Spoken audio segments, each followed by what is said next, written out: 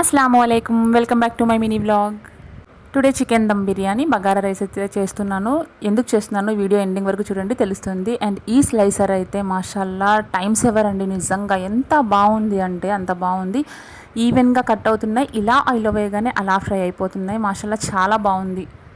Brown onion ఏదైతే ఉందోనండి, మనం ఇంకా ఆయిల్లో వేయగానే అది గోల్డెన్ కలర్లోకి వచ్చినప్పుడు, పేల్ గోల్డెన్ కలర్లోకి వచ్చినప్పుడు మనం తీసేయాలి. తర్వాత అవి మంచి గోల్డెన్ కలర్లోకి వస్తాయి. ఆ హాట్నెస్కి అలా అయిపోతాయి.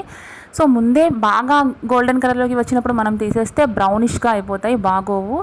చేదుతనం కూడా వస్తుంది మనం బిర్యానీ చేసేటప్పుడు. ఇది అయితే బగారా రైస్ చేస్తున్నాను. బగారా రైస్ అయితే మీకు ఎన్నోసార్లు చూపించాను, అందుకే నేనైతే ఇది ఎక్స్ప్లెయిన్ చేయట్లేదు. సో బాస్మతి రైస్తో అయితే KG bagara rice and KG dum biryani అయితే నేను చేశాను ఈరోజు.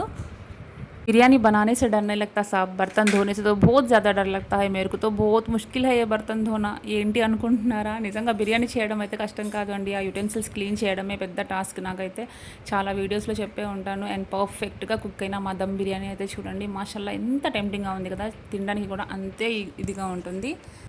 టుడే అయితే మా స్కూల్లో అయితే పాట్లకు అయితే పెట్టారు. దాని గురించి అయితే నేను నా తరఫు నుంచి chicken dum biryani and bagara rice అయితే చేసుకొచ్చాను. ఇంకా మా స్కూల్లో మా టీచర్స్ ఏమేమైతే ప్రిపేర్ చేశారనేది నేను నెక్స్ట్ వీడియోలో అయితే తప్పకుండా పెడతాను. సో మిస్ చేయకుండా నా సెకండ్ పార్ట్ని కూడా మీరు చూసేయండి. అండ్ చూడండి, మేమందరం అయితే ఈరోజు చాలా బాగా ఎంజాయ్ చేసాం. మాషాల్లా మంచిగా ఉన్నాయి, ప్రతి ఫుడ్ కూడా చాలా బాగుంది. అండ్ నా డ్రెస్ అయితే ఇది, గెట్ రెడీ విత్ మీ అని కూడా చూస్తాను. అల్లా హాఫీ.